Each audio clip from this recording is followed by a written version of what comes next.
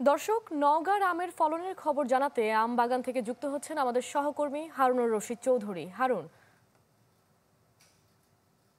জি, ফলন বলতে আজকে আসলে একটু ভালো খবর দেই। সেটি হচ্ছে যে নওগাঁয় তো আসলে অনেক ধরনের আম চাষ হয়, তার মধ্যে নাগফজলি হচ্ছে অন্যতম। এই নাগফজলি আম গত কয়েকদিন আগে এটি আসলে জিআই পণ্যের স্বীকৃতি পেয়েছে।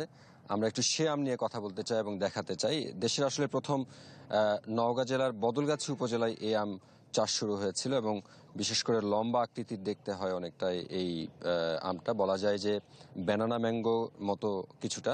খুবই সুস্বাদু আম। প্রত্যেকটি আমের ওজন প্রায় ৩০০ থেকে ৪০০ গ্রাম পর্যন্ত হয়ে থাকে, যার জীবনকাল প্রায় ১২০ থেকে ১৩০ দিন পর্যন্ত হয়।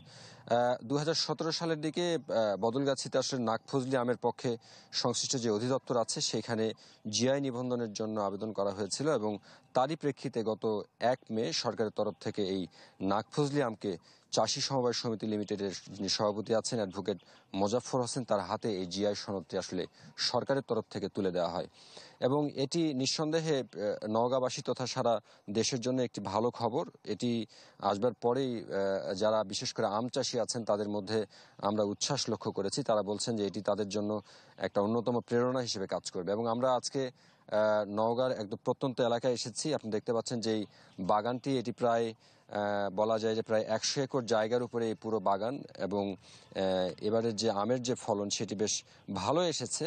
এখন পর্যন্ত বলা যায় যে সবকিছু ঠিকঠাক থাকলে নওগাঁর যে আমের বাণিজ্য হয় প্রায় ২ থেকে ৩০০ কোটি টাকার যে বাণিজ্য হয় সেটি হবার একটি আশা প্রকাশ করছেন এখানকার চাষিরা।